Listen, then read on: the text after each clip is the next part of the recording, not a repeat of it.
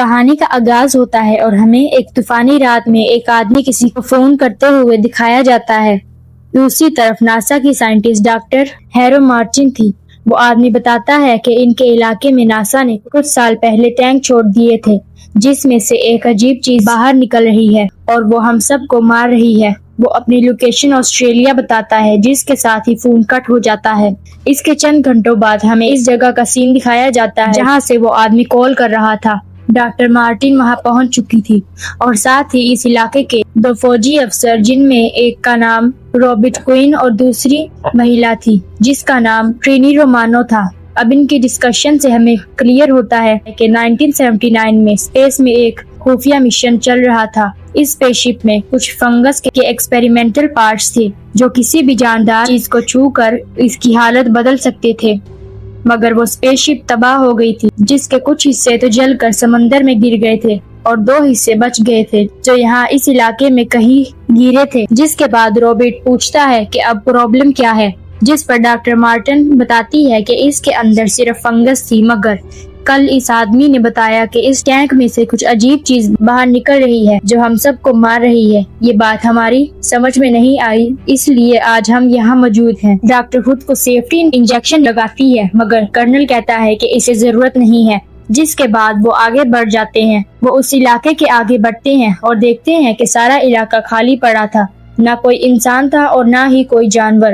آخر کار انہیں ایک ٹینک مل جاتا ہے۔ ڈاکٹر اس کے پاس جا کر اپنے ڈیوائس سے چیک کرتی ہے اور دیکھتی ہے کہ یہ گرین کلر کا ایک فنگس ہوتا ہے جو تیزی سے بڑھ رہا تھا۔ ڈاکٹر یہ دیکھ کر ڈر جاتی ہے۔ کرنل رابرٹ اسے جلدی سے پیچھے کھینچ لیتا ہے، مگر ڈاکٹر کو یہ نہیں پتا تھا کہ وہ فنگس اس کے بوٹس کو لگ چکی تھی اور تیزی سے بڑھنے لگ گئی تھی۔ اس بیچ کرنل ٹرینی کو چھت پر کسی کی ڈیڈ باڈی ملتی ہے جسے دیکھنے وہ اوپر چڑھتے ہیں۔ یہ ایک آدمی کی گلی سڑی خشک باڈی ہوتی ہے جیسے اسے کسی برف میں جمایا گیا ہو۔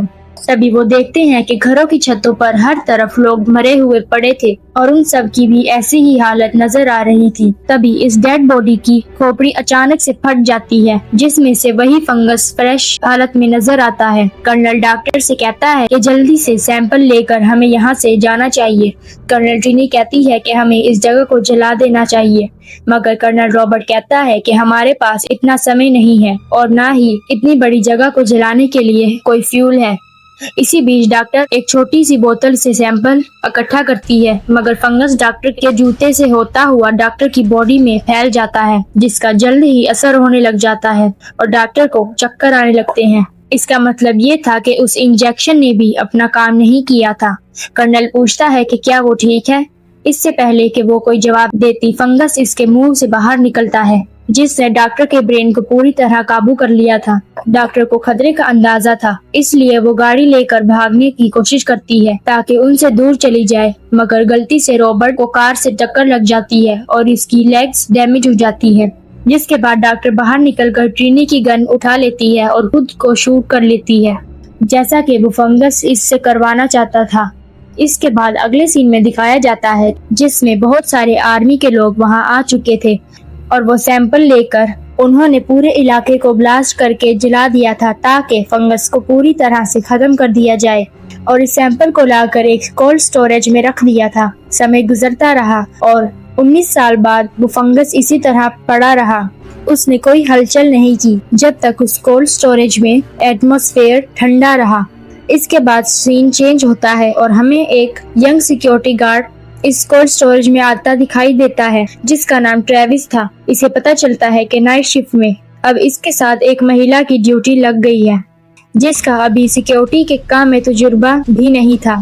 اس کے بعد ہمیں کولڈ سٹور میں ایک بوڑھی عورت آتی دکھائی دیتی ہے جسے ٹریوس ایک روم کی چابی دیتا ہے، جس سے ہمیں پتہ چلتا ہے کہ یہ کولڈ سٹور پرائیویٹ کام رہا تھا جس میں لوگ اپنا سامان بھی رکھوا سکتے تھے۔ وہ بوڑھی مہیلا ایک کمرے میں جاتی ہے جس میں اس کا پرانا سامان رکھا ہوا تھا اور اپنے مرے ہوئے پتی کی تصویر اٹھا کر اس کی یادوں میں کھو جاتی ہے اور اپنے رکھے ہوئے سامان کو دیکھتی ہے اور گن اٹھا کر وہیں لیٹ جاتی ہے۔ شاید وہ سوسائڈ کر کے اپنے پتی سے ملنا چاہتی تھی۔ دوسری طرف ٹریوس دکھایا جاتا ہے جسے کولڈ سٹور میں کچھ ہلچل محسوس ہوتی ہے۔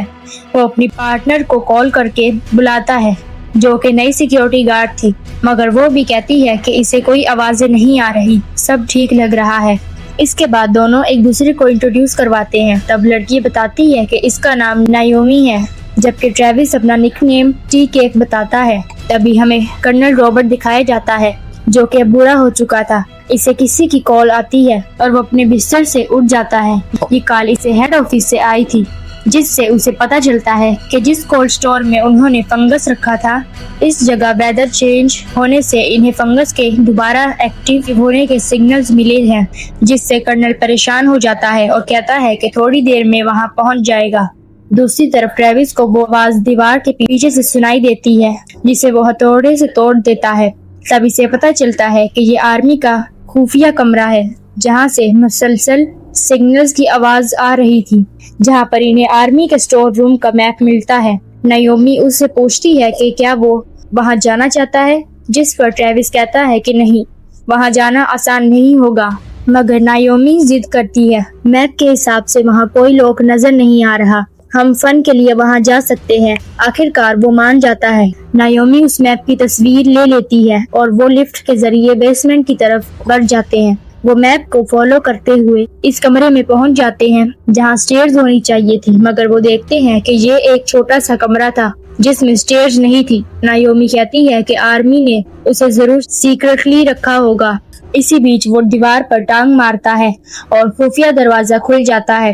اندر کمرے میں بہت اندھیرا تھا، مگر وہ آگے بڑھ جاتے ہیں۔ جیسے ہی وہ انٹر ہوتے ہیں، الارم بجنے لگتا اور ایک ریڈ لائٹ چل جاتی ہے۔ تب وہ دیکھتے ہیں کہ اسٹور روم بہت بڑا تھا، جس میں بہت سارا آرمی کا سامان رکھا ہوا تھا۔ اس کمرے میں انہیں وہ سیڑھیاں بھی مل جاتی ہیں، جسے دیکھ کر نایومی بہت ایکسائٹیڈ ہو جاتی ہے۔ وہ دیکھتے ہیں کہ سیڑھیاں بہت نیچے تک جاتی ہیں۔ تب نایومی کہتی ہے کہ ٹریوس کو پہلے جانا چاہیے۔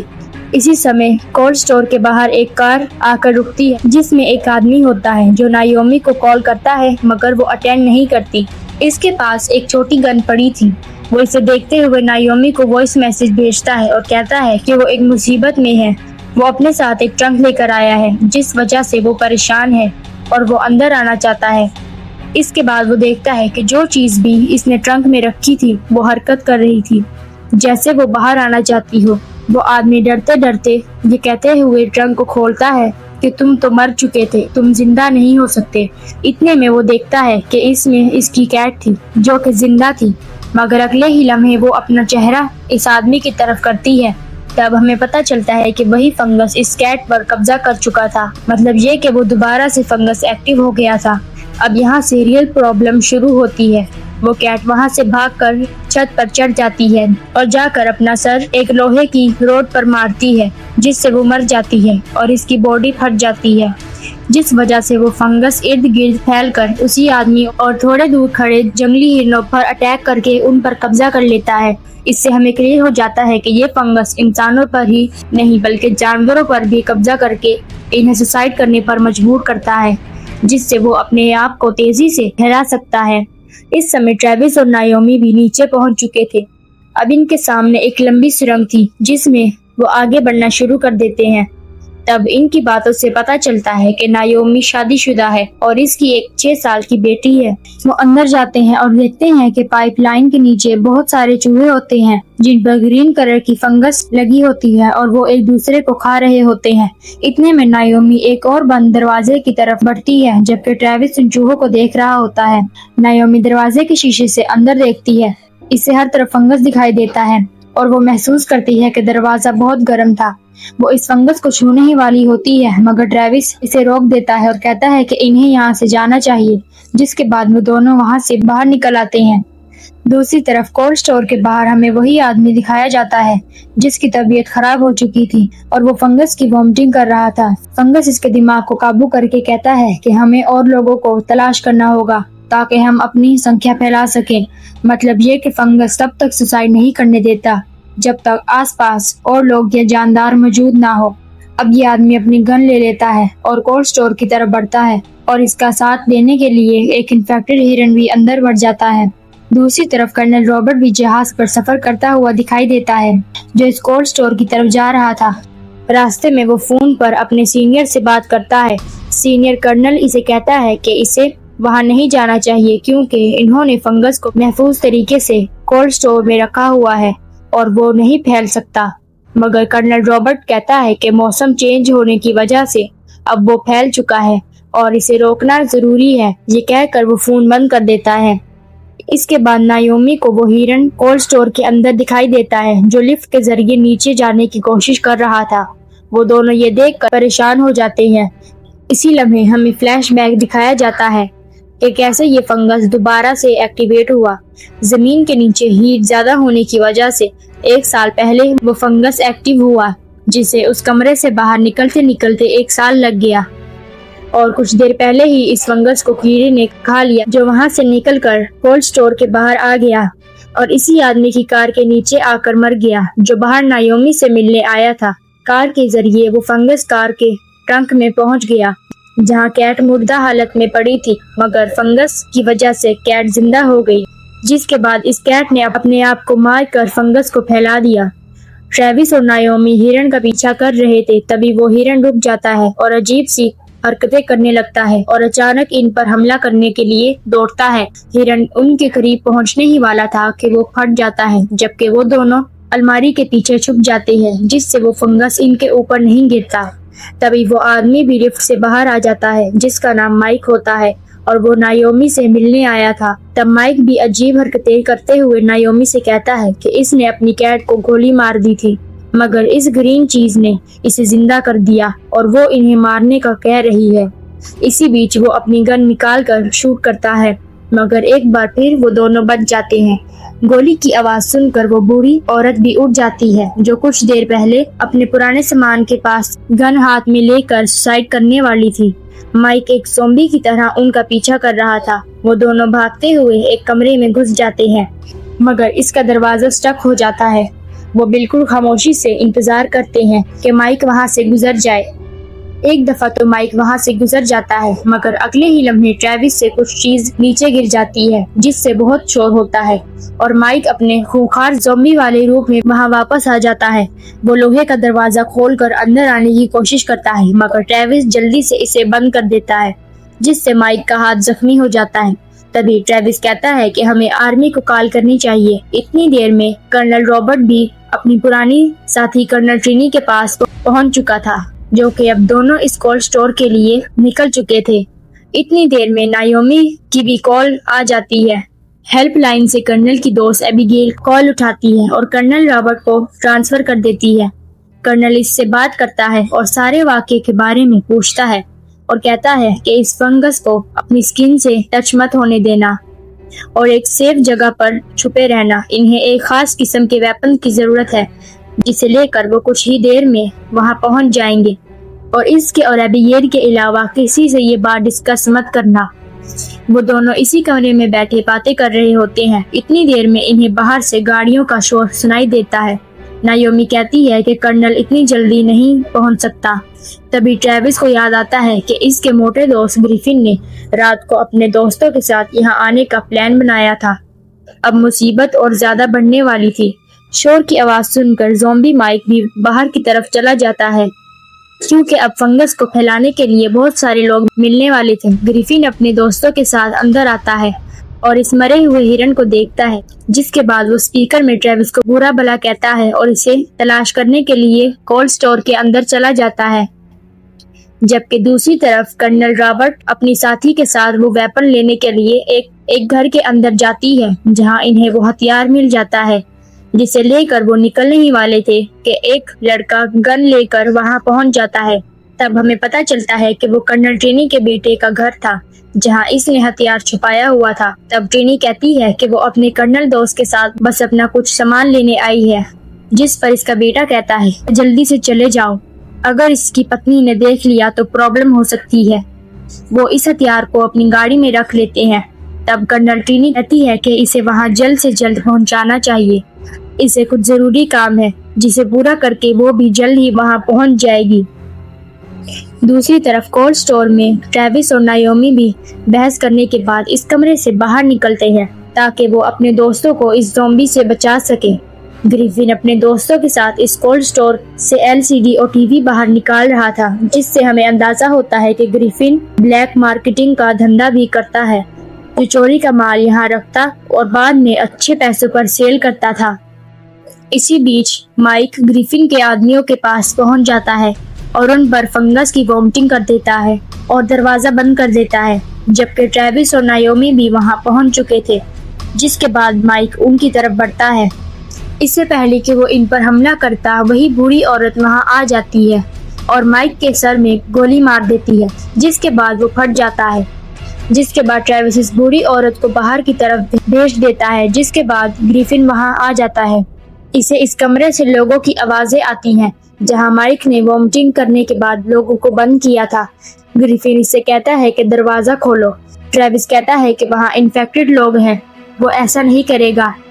اس بیچ گریفن کا پاؤں سلپ ہوتا ہے اور غلطی سے گولی چل جاتی ہے جو ٹریوس کی بازو پر لگتی ہے۔ گریفن کہتا ہے کہ اگر اس نے دروازہ نہ کھولا تو وہ اب اس کے سر میں گولی مار دے گا۔ ٹریوس وہاں پہنچ کر دروازے کو لاک کر دیتا ہے۔ اسی بیچ نایومی فائر گیس لے کر وہاں آ جاتی ہے اور گریفن پر حملہ کر دیتی ہے، جس سے ٹریوس کو بھاگنے کا موقع مل جاتا ہے۔ وہ دونوں بھاگ کر باہر نکلتے ہیں جہاں پر کرنل رابرٹ انہیں مل جاتا ہے۔ تب ٹریوس اس سے پوچھتا ہے کہ اس کی باقی ٹیم کہاں ہے، جس پر کرنل کہتا ہے کہ وہ اکیلا ہی کافی ہے۔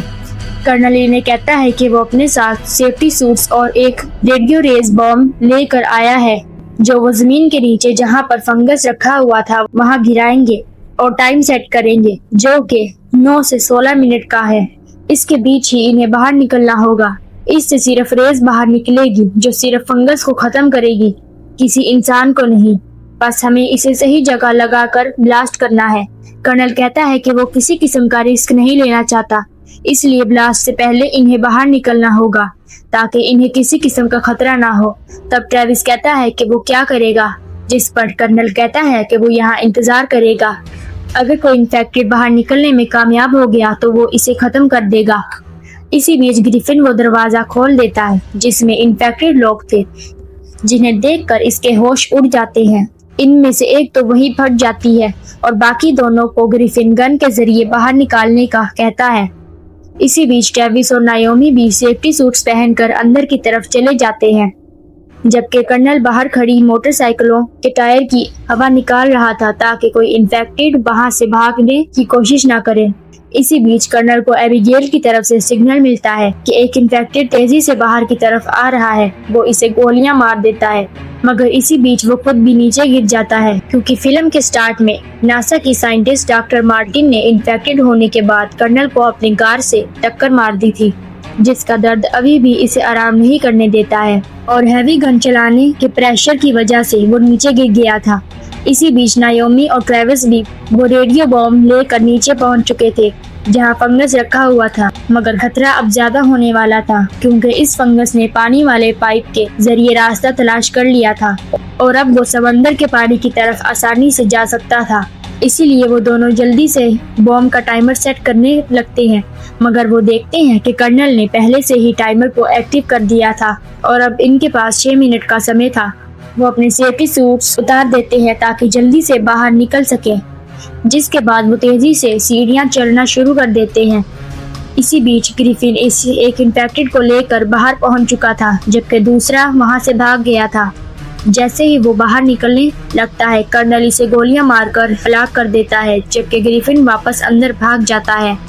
گریفن کو پتہ چلتا ہے کہ کرنل کی گولیاں ختم ہو گئی ہیں اور وہ اٹھ بھی نہیں سکتا، اسی لیے وہ باہر نکل آتا ہے اور اسے مارنے ہی والا ہوتا ہے۔ تبھی کرنل ٹرینی وہاں پہنچ جاتی ہے اور گریفن کو گولیوں سے مار دیتی ہے، جس سے اس کی موت ہو جاتی ہے۔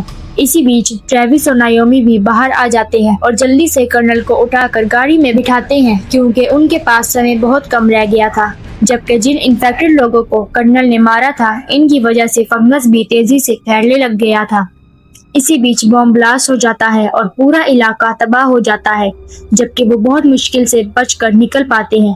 تب ٹریوس یہ دیکھ کر حیران ہو جاتا ہے کہ کرنل نے اس سے جھوٹ بولا تھا کہ وہ کوئی بم نہیں بلکہ ریڈیو بلاسٹ ہے، جبکہ وہ ایک نیوکلیئر بم تھا جس سے پورا علاقہ تباہ ہو گیا تھا۔ اگلے سین میں ہمیں آرمی کا چیف دکھایا جاتا ہے جس نے کرنل رابرٹ کو ایسا کرنے سے منع کیا تھا، اب اس بلاسٹ کا ذمہ دار اس چیف کو ٹھہرایا جا رہا تھا، کیونکہ اب اسے اپنے سینئر کو بہت سارے سوالوں کے جواب دینے پڑنے تھے۔ دوسری طرف کرنل رابرٹ بھی ہاسپٹل میں بیمار پڑا تھا، جہاں ایبیگیل آتی ہے جو اپنا اصل نام شینی بتاتی ہے، اور کرنل اس کی سپورٹ کے لیے اسے تھینکس کہتا ہے، جبکہ دوسری طرف نایومی اپنی چھوٹی بیٹی کے ساتھ اپنا سمے بتاتی ہوئی دکھائی جاتی ہے، جبکہ ٹریوس بھی اس کے ساتھ بیٹھا ہوتا ہے۔ اسی خوشی کے لمحات کے ساتھ یہ فلم یہی ختم ہو جاتی ہے۔ اگر آپ کو یہ ایڈونچرس کہانی پسند آئی ہو تو ویڈیو کو لائک اور چینل کو سبسکرائب ضرور کیجیے گا۔